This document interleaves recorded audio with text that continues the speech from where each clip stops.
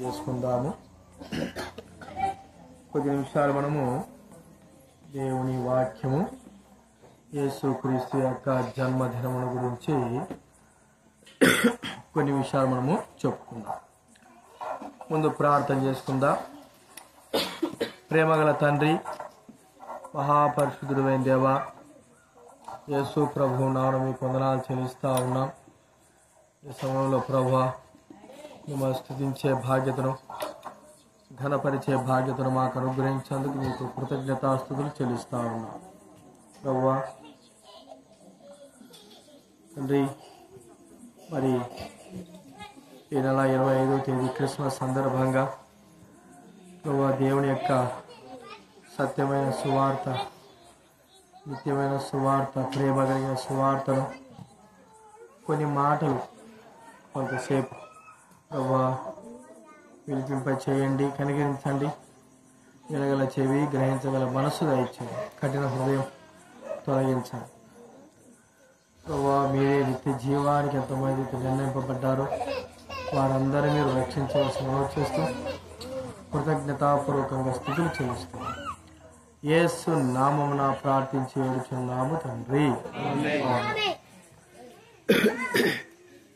యాడికిరా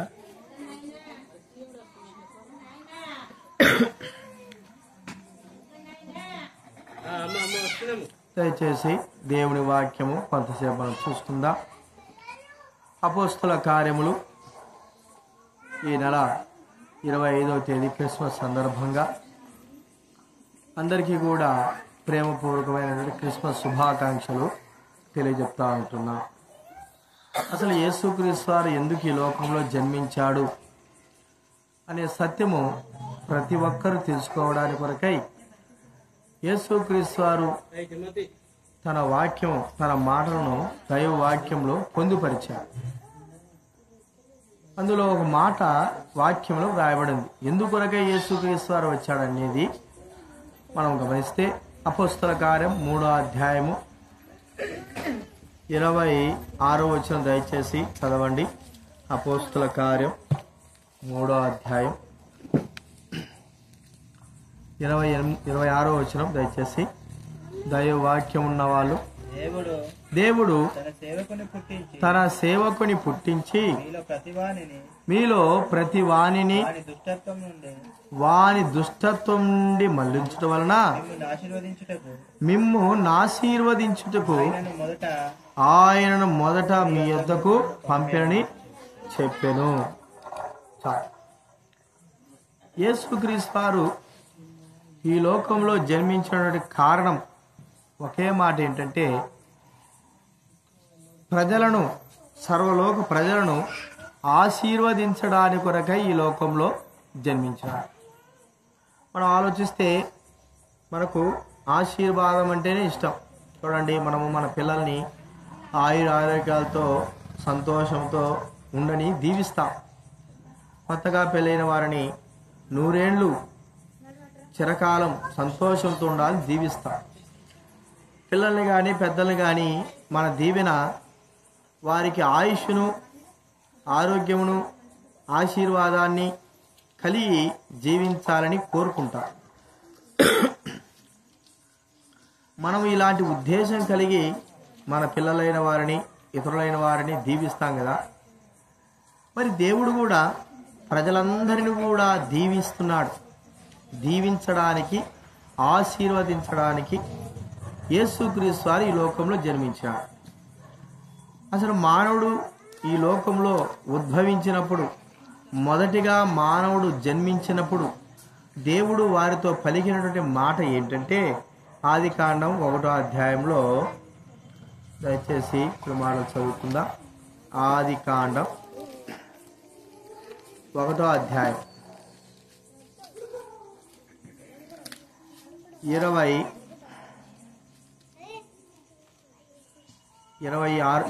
వచనం చదువుతా వినండి. ఆదికాండం 1వ అధ్యాయం 28వ వచనం. దేవుడు వారిని ఆశీర్వదించెను. ఎట్లనగా, మీరు ఫలించి అభివృద్ధి పొంది విస్తరించి భూమిని నిండించి దానిని లోపరుచుకుని సముద్రపు చేపలను, ఆకాశ పక్షులను, భూమి మీద ప్రాకు ప్రతి జీవిని ఏలుడని దేవుడు వారితో చెప్పారు. దేవుడు వారిని అనగా మనుష్యులను ఆశీర్వదించాడనే వాక్యంలో వాడబడిన మనుష్యులను ఆశీర్వదించాడు. దేవుడు ఆశీర్వాదానికి కర్త. దేవుడు ఆశీర్విస్తేనే ఈ భూలోకం అంతా కూడా సస్యశ్యామలంగా అభివృద్ధి కలిగి మరి జీవిస్తూ ఉన్నారు. దేవుని యొక్క ఆశీర్వాదము అంతటా కూడా ఉంటాం. దేవుడు ఎవరిని కూడా శపించాలని తగ్గించాలని కోరుకోడు. అందరూ కూడా ఆశీర్వింపబడాలి. ప్రియమైన వాళ్ళరా, మరి ఆశీర్వాదానికి కారకుడైనటువంటి ఆ ప్రభువు మనల్ని ఏ విధంగా ఆశీర్వదించాలని కోరుకున్నాడు. ఆయన ఆశీర్వాదం ఎలాంటిది? కొద్ది రోజులుండి మాయమైపోయేదా, కనబడి మాయమైపోయేదా, లేకపోతే చిరకాలం ఉండేదా అని ఆలోచిస్తే దేవుని ఆశీర్వాదము చిరకాలం అనగా శాశ్వత కాలం ఉండేది. అందుకే ఒక భక్తుడు అంటాడు, నీ ఆశీర్వాదము నుండి నా కుటుంబము ఎన్నటెన్నటికి ఆశీర్వింపబడును అని మాట. చూడండి, 2వ సమూయేలు గ్రంథం 7వ అధ్యాయం. 2వ సమూయేలు గ్రంథం 7వ అధ్యాయము 29వ వచనం చదువుతా వినండి. 2వ సమూయేలు గ్రంథం 7వ అధ్యాయం 29వ వచనం. దయచేసి నీ దాసుడనైన నా కుటుంబము నిత్యము నీ సన్నిధిని ఉండునట్లుగా దాన్ని ఆశీర్వదించుము. యెహోవా నా ప్రభువా, నీవు సెలవిచ్చి ఉన్నావు, నీ ఆశీర్వాదము నుండి నా కుటుంబము నిత్యము ఆశీర్వదింపబడునుగాక. కదండి, దేవుడి ఆశీర్వాదము కుటుంబాలలో నిత్యము ఆశీర్వించే. అయితే మానవుడు దేవుని ఆశీర్వాదం పొందలేకపోతున్నాడు అన్నది వాస్తవం. దేవుడిచ్చే ఆశీర్వాదాన్ని పొందలేకపోతున్నారు. ఎందుకని దేవుడు నిత్యము ఆశీర్వించే ఆశీర్వాదాన్ని మానవుడు పొందలేకపోతున్నాడు? మానవుడు ఆ ఆశీర్వాదానికి దూరమైపోతున్నాడు. ప్రియమైన వారులారా, మనకు బాగా తెలుసు, మనము మన పిల్లల్ని ఆశీర్వదిస్తాం. చిన్నపిల్లలు మొదలుకొని పెద్దల వరకు, అంటే పెద్ద పిల్లలు పెద్ద కుమారుడైనా చిన్న కుమారుడైనా ఇద్దరిని ఆశీర్వదిస్తాం. అయితే ఒక వ్యక్తి బాగుపడతాడు, మరో వ్యక్తి తన ఇష్టానుసారంగా జీవించి ఆ ఆశీర్వాదానికి భిన్నంగా తాను మరి చెడిపోతాడు. చాలా కుటుంబాలు మనం చూస్తూ ఉంటాం. ఎందుకు? వారు తల్లిదండ్రుల యొక్క ఆశీర్వాదము, పెద్దల యొక్క ఆశీర్వాదము, గురువుల యొక్క ఆశీర్వాదము వారు ఆశించినా కూడా ఆశీర్వాదానికి కారకులు కాలేకపోతున్నారు అంటే వారి యొక్క చెడు ప్రవర్తన, చెడు జీవితము మానవులు ఆశ్రయింపబడలేకపోవడానికి గల కారణం. ప్రియమైన వారులారా, అది నిజం, మనకందరూ కూడా తెలుసు.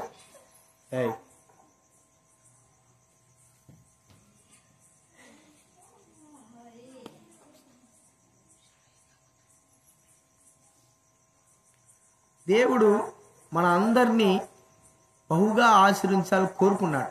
ఎలాగ ఆశీర్వించాలన్నాడు అనేది మనకు ఒకసారి తెలుస్తాం. దేవుడు ఎలాగ మనుషుల్ని ఏ విధానంలో ఆశీర్వించాలని కోరుకున్నాడంటే, దేవుని యొక్క ఆశీర్వాదము మనుషులకు ఇలాగ కావాలని ఆయన ఆశించాడు.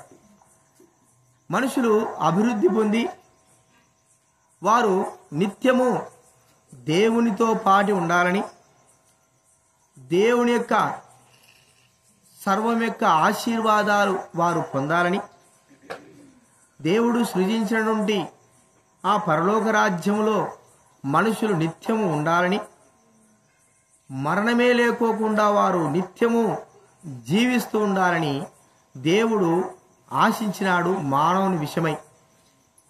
అదే రీతిలో దేవుడు ఏం చేశాడంటే, మన మూల పితరులైనటువంటి ఆదాము అవ్వలనైన వారిని, మన జన్మకు కారణం, మన సంతతికి కనుక ఈ భూలోక సంతతికి కారణకులైనటువంటి ఆదాము అవ్వలైనటువంటి మొదటి వ్యక్తులైన వారిని దేవుడు బహుగా ఆశ్రయించి వారితో చిరకాలము స్నేహం చేస్తూ చిరకాలం వారితో సంచరిస్తూ వారితో నివసిస్తూ ఉన్నాడు ప్రభు అయిన దేవుడు. వారిని ఆశ్రయించినాడు. మీరు భూమిని నిండించండి, నా ఆశీర్వాదం పొందండి, నాతో పాటు సదాకాలం ఉండండి, శాశ్వత కాలం నాతో పాటు ఉండండి వారికి సెలవిచ్చాడు.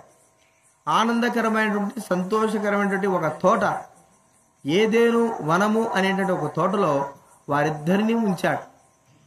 ప్రియమైన వారిలా వారిద్దరూ మరి కొన్ని సంవత్సరాలు కూడా దేవుని యొక్క సంతోషంలో, దేవుని యొక్క ఆశీర్వాదంలో వారు ఎదుగుతూ వచ్చారు.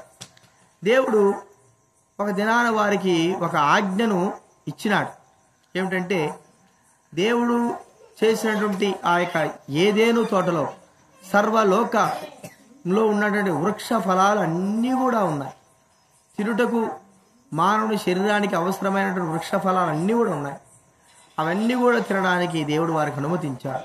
అయితే ఒక వృక్ష ఫలం, అది మంచి చెడ్డలను తెలివినిచ్చేటువంటి వృక్ష ఫలము, మంచి చెడ్డలను తెలివినిచ్చే వృక్ష ఫలం. అది దేవుడు వారికి చెప్పాడు.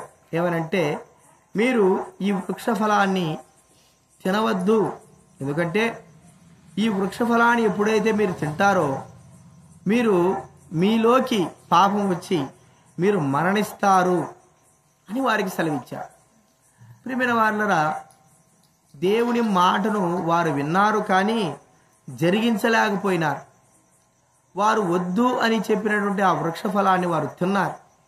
ఎప్పుడైతే వారు ఆ వృక్ష ఫలాన్ని తిన్నారో, మంచి చెడ్డలను తెలివినిచ్చేటువంటి వృక్ష ఫలం, అది ఎప్పుడైతే తిన్నారో వారిలోకి పాపం అనేది ప్రవేశించింది. ప్రియమైన వారులరా, మనకు కొన్ని వృక్షాలు తెలుస్తూ ఉంటాయి. వాటిని వాసన చూసినా కూడా మనిషి మూర్ఛపోతాడు. కొన్ని వృక్షాలు ఉంటాయి, కొన్ని చెట్లు, అవి ఫలాలు తింటే మనిషి చనిపోతాడు. విషం. కొన్ని మంచి వాసన వచ్చేటి ఉంటాయి, కొన్ని మంచిగా మేలు చేసేటి ఉంటాయి, కొన్ని కీడు చేసేటి ఉంటాయి. అలాగే మంచి చెడ్డలను తెలివినిచ్చేటటువంటి వృక్ష ఫలం కూడా ఉంది. దాన్ని తినొద్దని చెప్పినప్పుడు వారు తిన్నారు. వారిలోకి పాపము అనేది ఒకటి ప్రవేశించింది. ప్రియమైన వారులరా, ఈ పాపము ద్వారానే మానవుడు ఈ లోకంలో దేవుని ఆశీర్వాదం పొందలేకపోతున్నాడు అని బైబిల్ గ్రంథము సెలవిస్తా ఉంది. చూడండి, బైబిల్ గ్రంథం సెలవిస్తా ఉంది.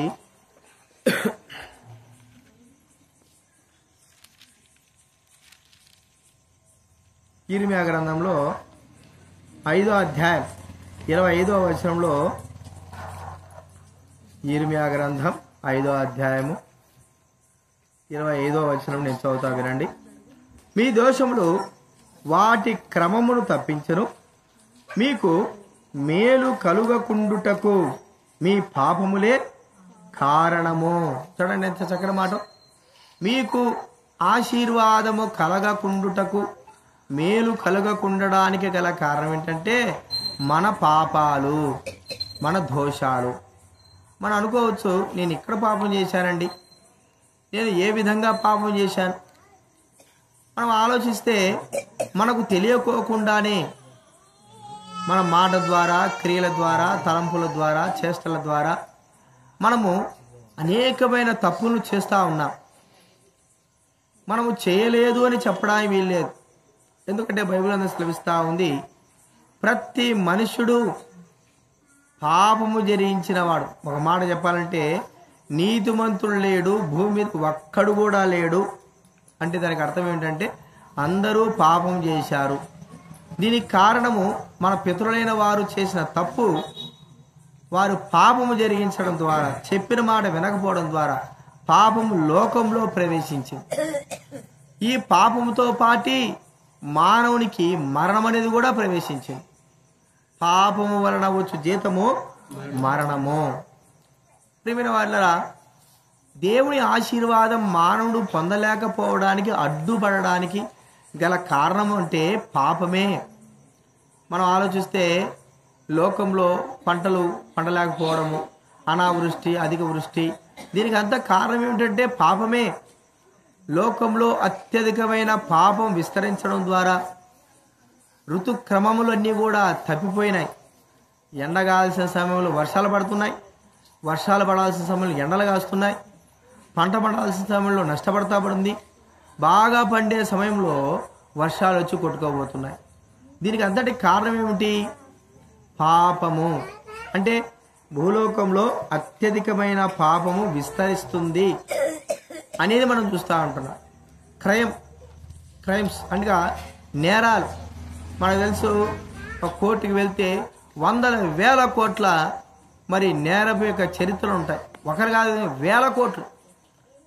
మరి ఒక పోలీస్ స్టేషన్కి వెళ్తే ఎన్నో కేసులు, అలివిగాని కేసులు.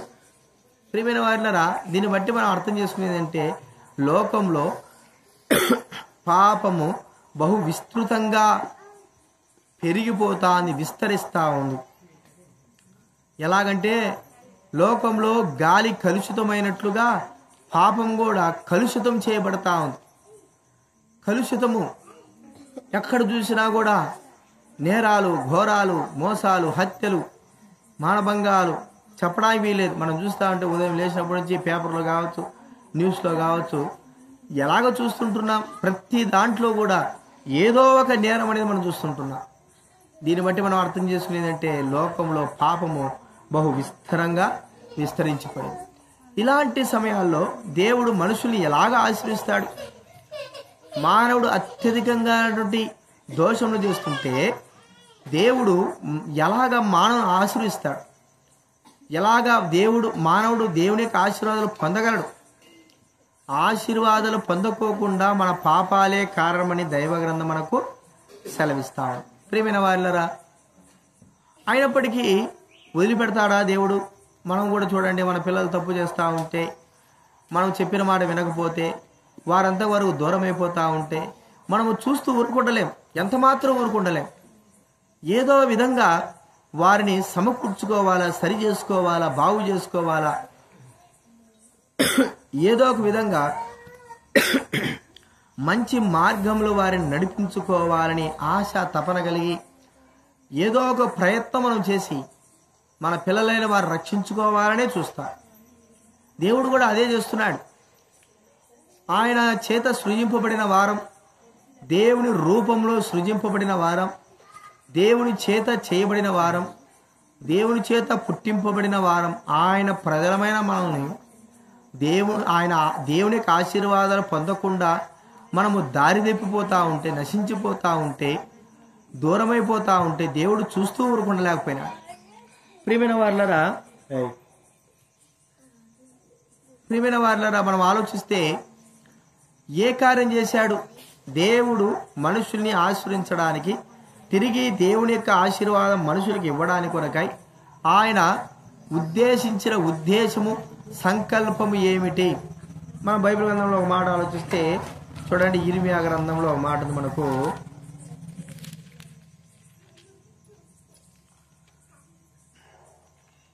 11వ అధ్యాయం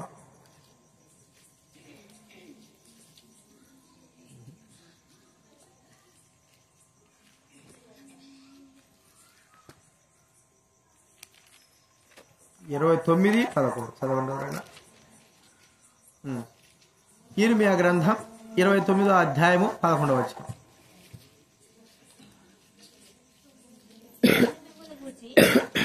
నేను మిమ్మల్ని గూర్చి ఉద్దేశించిన సంగతులను నేను ఎరుగుదును, రాబో కాలమందు అవి మీకు నిరీక్షణ కలుగునట్లుగా అవి సమాధానకరమైన ఉద్దేశములే గాని దేవుడు మన గురించి ఉద్దేశించిన ఉద్దేశాలు సమాధానకరమైనవే గాని హానికరమైనవి కావు. చూడండి, మన పిల్లల విషయమై మనము పిల్లలు పుట్టినప్పటి నుంచి మనము చనిపోయేంత వరకైనా సరే వారి గురించి మనము ఉద్దేశించిన ప్రతి ఉద్దేశం కూడా మంచిదిగా ఆలోచిస్తాం. వారు ఎలాగైనా జీవించని, వారిని బాగు చేసుకోవడానికి కొరకై, వారిని మంచి చేసుకోవడానికి కొరకై, వారికి సమస్త విషయాల్లో మంచిగా ఉండడానికి కొరకై మనము వారిని గురించిన ఉద్దేశం మంచిదిగానే ఉంటుంది, కానీ చెడుగా ఎప్పటి కూడా ఉండదు. మరి అలాంటప్పుడు దేవుడు మన గురించి చెడుగా ఎలాగా తలుస్తాడు, ఆలోచిస్తాడు? ప్రియమైన వాళ్ళు ఎప్పటి కూడా ఆలోచించరు. ఆయన ఆశీర్వాదానికి కారకులుగా మానవుని చేశాడు. అయితే మానవుడు పాపము ద్వారా ఆశీర్వాదం పొందలేకపోతా ఉంటే ఆయన ఊరుకుండడు. ఏ విధం చేత అయినా సరే ఏ ఆశీర్వాదానికి కారణంగా ఆశీర్వాదం పొందకుండా మానవుడు దూరం అయిపోతున్నాడు. ఆ పాపం నుంచి విడిపించాలి. ప్రియమైన వాళ్ళరా, ఈ కార్యము దేవుడు జరిగించాలని కోరుకున్నాడు. అందుకే పాపం ఎప్పుడైతే ప్రవేశించిందో భూలోకంలో అప్పుడే పాపపు పరిహారము జరిగించే క్రియ ఆయన ముందుగానే ప్రకటించాడు. ఏమిటంటే తన కుమారుడైన యేసుక్రీస్తు వారు ఈ లోకంలోకి రావాలి. ఆయన ఈ లోకంలోకి వచ్చి సమస్త లోక ప్రజల కొరకై పాప పరిహారంగా తన ప్రాణమును అర్పించాలి. పాప పరిహారము జరిగించాలా, పాపమును తీసివేయాలా, మానవునిలో నుండి పాపము తొలగించాలా. ఇదే దేవుని యొక్క ఉద్దేశ సంకల్పాలు. ఆయన కాలాన్ని అనుసరించి దేవుడు తగిన కాలంలో ఉద్దేశించిన ఉద్దేశాలను 2024 సంవత్సరాల క్రిందట యేసు క్రీస్తు వారిని ఈ లోకంలోకి కన్యక గర్భాన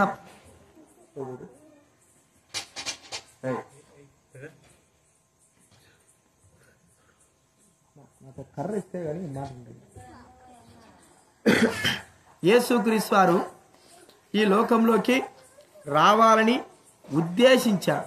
అందుకే యేసు క్రీస్తు వారు 2024 సంవత్సరాల కిందట ఈ లోకానికి వచ్చాడు. మనం అనుకోవచ్చు, ఏమండి ఈ దినాల్లో రావచ్చు కదా, లేకపోతే కొన్ని సంవత్సరాల కిందట రావచ్చు కదా.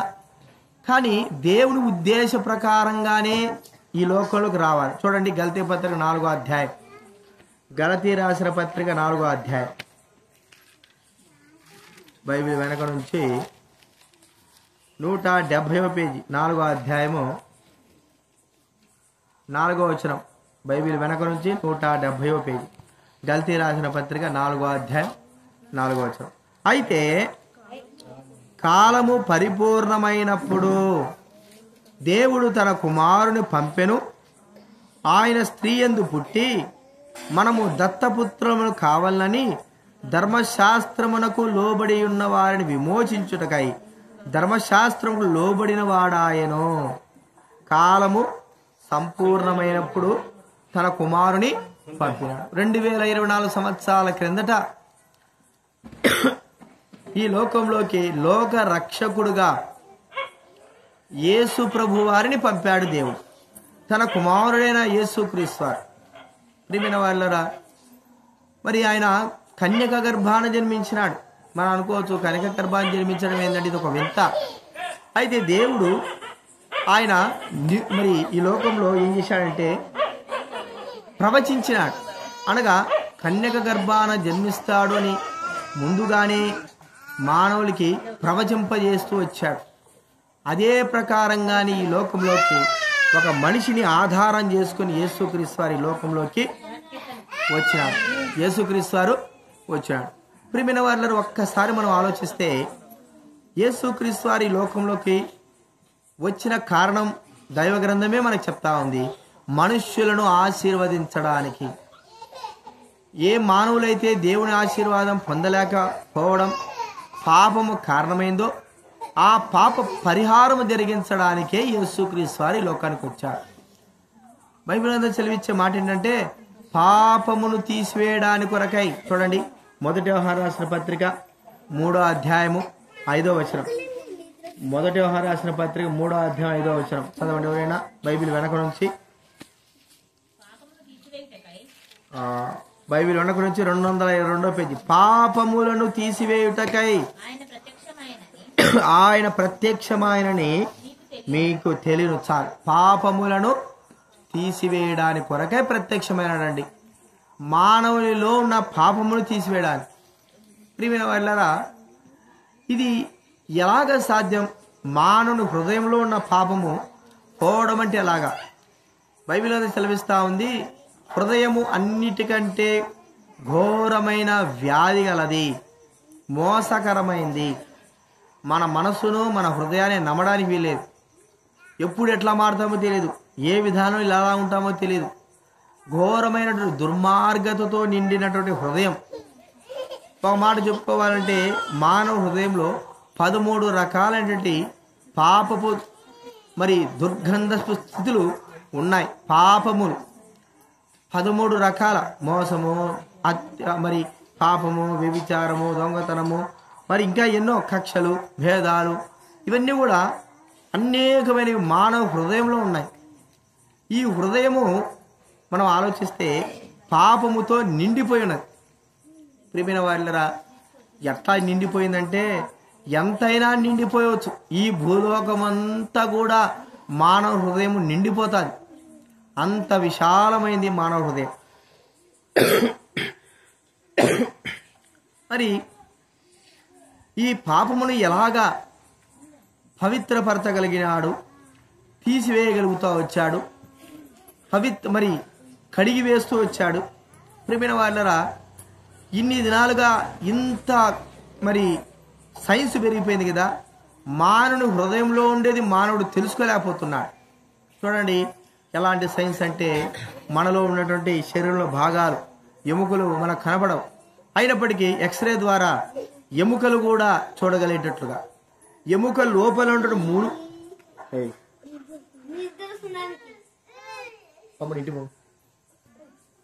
మానవుని యొక్క మరి ఎముక లోపల కూడా ఉండేది కనబడుతుంది. గుండె మనం చూడండి, స్కానింగ్ తీస్తే గుండె బహు స్పష్టంగా కనబడుతుంది. లోపల ఉన్న గుండె మనకు కనబడుతుంది. కిడ్నీస్ చూస్తే లోపల ఉన్న కిడ్నీలు కూడా స్కానింగ్ ద్వారా బహు స్పష్టంగా కనబడతాయి. మరి అన్నీ కనబడుతున్నాయి కానీ మానవుడు హృదయాన్ని కనుగొనలేకపోతున్నాడు, హృదయములో ఉండేవి చూడలేకపోతున్నాడు, హృదయంలో ఉండేవి గ్రహించలేకపోతే ఏ యంత్రం కూడా కనిపెట్టలేకపోతున్నాడు. ఇప్పుడు ఒక కొత్త యంత్రం కూడా రాబోతా ఉంది. అది ఎలాంటిదంటే మరి సిటీ స్కాన్ లాగా ఒక యంత్రం. అది ఆ యంత్రం ఉంటే చాలు, మనిషి శరీరంలో ఏ వ్యాధి ఉందో ఖచ్చితంగా చెప్పేస్తుంది. అది ఇక ఏం అవసరం లేదు, ఇంక ఇవన్నీ కూడా అవసరం లేదు. ఏం వ్యాధి ఉంది, ఏమి బలహీనత, ఎలాగుంది అన్నీ కూడా బహు స్పష్టంగా చెప్పేస్తుంది. అలాంటి యంత్రము మానవుడు కనుగొంటున్నాడు. మరి ఆకాశాన్ని కూడా వెళ్ళిపోతున్నాడు, రాకెట్ల ద్వారా వెళ్తున్నాడు, అంతరిక్షంలో ఉంటున్నాడు, చంద్రుడి మీద ఉంటున్నాడు. కానీ మానవుని హృదయమును గ్రహించలేకపోతున్నాడు. మానవుని హృదయంలో ఏముందో చూసేటువంటి యంత్రాన్ని కనబడలేకపోతున్నాడు. ప్రియమైన వాళ్ళరా, బహు స్పష్టంగా చెప్పగలిగేది ఏంటంటే బైబిల్ గ్రంథం మానవ హృదయంలో పాపం ఉందని బహు స్పష్టంగా చెప్తాడు. ఈ పాపము ఎలాగ పోతుంది, ఎలాగ తీసివేయబడతారు, ఈ పాపం నుంచి మానవుడు ఎలాగా మరి తొలగింపబడతాడు. ప్రియమైన వాళ్ళారా, మానవుడు హృదయంలో ఉన్న పాపం ఎలాగ తొలగింపబడుతుంది, ఏమి చేస్తే తొలగింపబడుతుంది? బైబిల్ గ్రంథం చెప్పే మాట అంటే మన నీతి క్రియల ద్వారా, మన మంచి క్రియల ద్వారా మనలోనున్న పాపం పోతుంది అనేది అసంభవం. మనం ఒక మాట చెప్పుకోవచ్చు, మన శరీరంలో ఉన్నటువంటి పుట్టుమచ్చలు మనం చనిపోయేంత వరకు కూడా ఉంటాయి. అవి పుట్టుకతోనే వచ్చినాయి. మరి ఒక చిరతపులు చూస్తే పుట్టుకతోనే దానికి మచ్చలు ఉంటాయి. కూషు దేశస్థుడు, ఆఫ్రికా దేశస్థుడు తన రంగును ఎప్పటికీ మార్చుకోలేడు. కారణం ఏంటంటే పుట్టుకతోనే వచ్చింది. అలాగే పుట్టుకతో వచ్చినటువంటి మన పాపపు క్రియలు మనమంతా మనం పోగొట్టుకోలేము. ఎవరైనా మనకు సహాయము చేయాల్సిందే. ప్రియమైన వాళ్ళరా, ఏ మనిషి, ఏ గొప్పవాడు, ఏ మహానుభావుడు మనకు సహాయం చేయగలరు?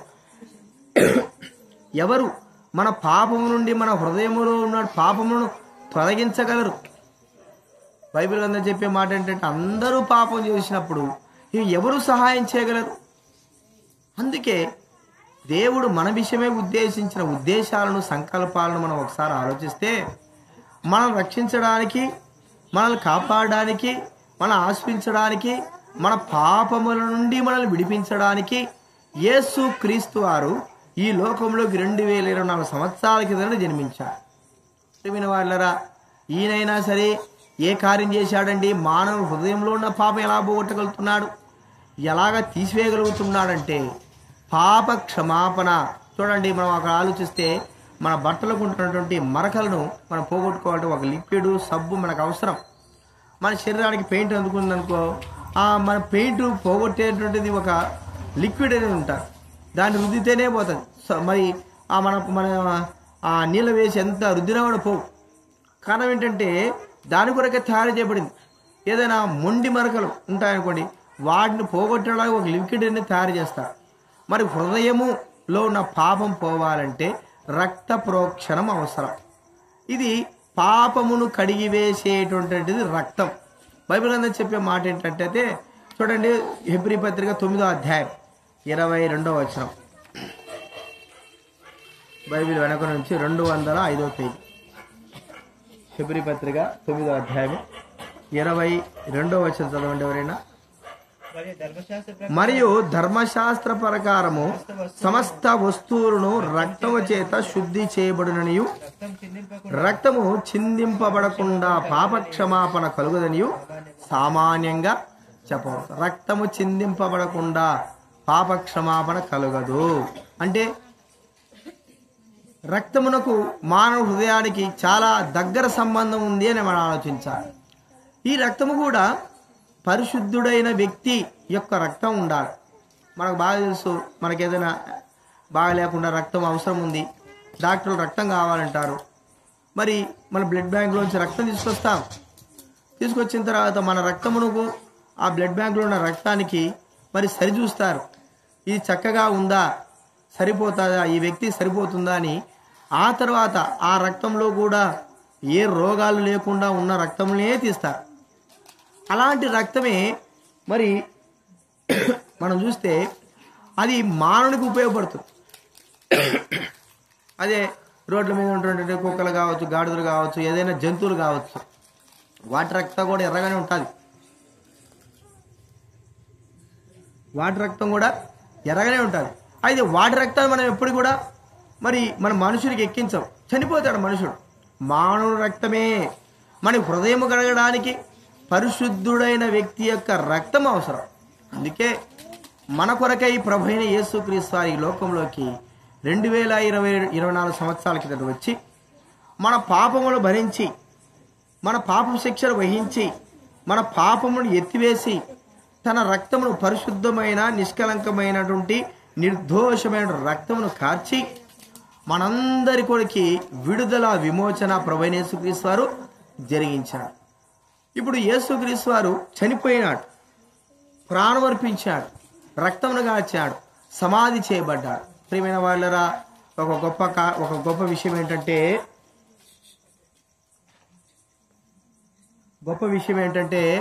మనం చూస్తే ఆయన చనిపోయి సమాధి చేయబడి 3వ దినాలు లేచాడు. ఎంత గొప్ప విషయం అండి! ఎవరండి చనిపోయిన తర్వాత తనంతకు తాను లేచేవాడు? ఏ మానవుడు కూడా లేడు. మనం ఒకటి ఆలోచిస్తే ఈ భూలోకంలో సమాధులన్నీ కూడా శరీరములతో కుళ్ళిపోయిన శరీరాలతో ఉంటాయి. సంవత్సరానికి ఒకసారి వెళ్ళి అక్కడ వెళ్ళి మనము పూజలు చేస్తూ ఉంటారు. అంటే మంచిగా వారి యొక్క శాంతి కొరకు అక్కడ శరీరములు ఉన్నాయి. అయితే యేసుక్రీస్తు వారి యొక్క శరీరము ఆయన సమాధిలో లేదు, ఖాళీగా ఉంది. ఇప్పటికీ సర్వలోకము నుంచి కూడా అనేకమైన వారు ఆయన శరీరం, ఆ యొక్క సమాధిని చూడడానికి వెళ్తున్నారు. అంటే సజీవుడై లేచాడు. యేసుప్రభు వారు లేకపోతే మనకు పాప క్షమాపణ లేదు. యేసుప్రభు వారు తిరిగి లేకపోతే మనకు విడుదల విమోచన లేదు. యేసుప్రభు వారు తిరిగి లేకపోతే మనల్ని రక్షించేవాడు ఎవరునూ లేరు. ప్రియమైన వారులారా, యేసుప్రభు వారు తిరిగి లేయడం ద్వారా, ఆయన సజీవుడై ఉండడం ద్వారా మన పాపానికి పరిహారం జరిగింది, పాప క్షమాపణ జరిగింది. మనము మోక్షరాజ్య ప్రవేశం మనకు కలిగిందని మనం ఒకసారి గుర్తించుకోవాలి. ఇప్పుడు ఎలాగ ఇది జరుగుతుంది? పాప క్షమాపణ ఎలాగ జరుగుతుంది? ప్రియమైన వాళ్ళరా, ఈ పాప క్షమాపణ అనేది హృదయపూర్వకంగా మనము మన యొక్క హృదయంతో ప్రభువుకు క్షమాపణ కోరుకోవడం. బైబిల్ గ్రంథంలో ఉంది, నీ పాపములను నోటితో ఒప్పుకొని యేసు ప్రభువారు రక్షకుడుగా విమోచకుడుగా ఈ లోకానికి వచ్చాడని నమ్మితే నీ హృదయ పాపములు తొలగిపోతాయి, నీకు క్షమాపణ కలుగుతుంది. ప్రియమైన వాళ్ళ దానికి ఒకటే ఒక సూత్రం ఏంటంటే, నీ హృదయము నెమ్మదితో ఉంటుంది, సంతోషంతో ఉంటుంది. ఈ సంతోషం ఎవరిచ్చేది కాదు, డబ్బుతో కొనేది కాదు, లేకపోతే సినిమాలు వెళ్ళే దొరికేది కాదు, లేకపోతే ఏదో ఎంజాయ్తో దొరికేది కాదు. ఇది హృదయం యొక్క పాపం తొలగింపబడడం అనేది అది ఒక సంతోషకర అనుభూతి కలిగింది. ఇది యేసుక్రీస్తు వారు మాత్రమే ఇవ్వగలడు. ఎవరికంటే తమ పాపములను ఒప్పుకొని విడిచిపెట్టిన వారికి, ఒప్పుకున్న వారికి, క్షమాపణ కావాలని కోరుకున్న వారికి. ఎప్పుడైతే మన పాపాలు మనల్ని క్షమింపబడతాయో ఇక మనము దేవుని ఆశీర్వాదాలన్నిటికీ కారకులైపోతాం. ఒక మాట చెప్పుకోవాలంటే ఈ లోకం విడిచిన తర్వాత దేవునితో సదాకాలం సంతోషముతో ఆనందముతో జీవిస్తాం. ఈ భూలోకంలో ఉన్నట్టుగా దుఃఖ బాధలు ఏమి ఉండవు. ఈ భూలోకంలో ఆకలి దప్పుల్లాగా ఉండవు. ఈ భూలోకంలో చీకటిలాగా ఉండదు. ప్రేమైన వాళ్ళ సదాకాలం దేవునితో ఉంటావు. ఇక ఎప్పుడు ఉంటావు. ఇదే ఆశీర్వాదము, దేవునితో ఉండగలిగే గొప్ప ఆశీర్వాదము దేవుడు మనకు అనుగ్రహించాడు. ఈ రాత్రికాల సమయంలో నీవు అలాంటి ఆశీర్వాదం పొందాలని కోరుకుంటున్నావా? ప్రేమైన వాళ్ళ నువ్వు ఏదేదో చేయాల్సిన అవసరం లేదు. లోకంలో ఎన్నెన్నో పుకార్లు ఉంటాయి. అవి చేయాలి, ఇది చేయాలి, అటు చేస్తారు, ఇది చేస్తారు, కులంలోకి మతంలోకి మారాలని. ఇవన్నీ కూడా వ్యర్థం. ఇవన్నీ కూడా బైబిల్ చెప్పలేదు. కేవలం బైబిల్ చెప్పే మాట ఏంటంటే నీ హృదయం నాకీ కుమారుడా అంటున్నాడు. అంటే చెడిపోయిన హృదయమును ప్రభువుకు అప్పచెప్తే పవిత్రమైన హృదయంగా ఆయన చేసి మనకు పవిత్రులుగా చేయడం కాకుండా మనల్ని నిత్య రాజ్యపు వారసులుగా చేస్తాడు. ఇంతకంటే ఆశీర్వాదం ఏమిటండి? ఇక దేవుని యొక్క ఆశీర్వాదాలన్నీ కూడా మనం పొందుతాం. కాబట్టి ప్రియమైన వాళ్ళరా, ఆ ప్రభువైన యేసునందు విశ్వాసం ఉంచి దేవుని యొక్క ఆశీర్వాదాలు పొందు. దేవుడిచ్చేవి ఈ లోకంలో ఉన్న వాటికంటే గొప్పవి. ఈ లోకంలో ఉన్న వాటన్నిటికంటే గొప్పవి దేవుడిచ్చే ఆశీర్వాదాలు. ఈ లోకంలో ఉన్న ఆశీర్వాదాలు ఒక రోజున ఎప్పుడోసారి పోతాయి, మనతో పాటు కూడా పోతాయి. కానీ దేవుడిచ్చే ఆశీర్వాదాలు పోయేవి కావు, నిత్యము ఉండేవి.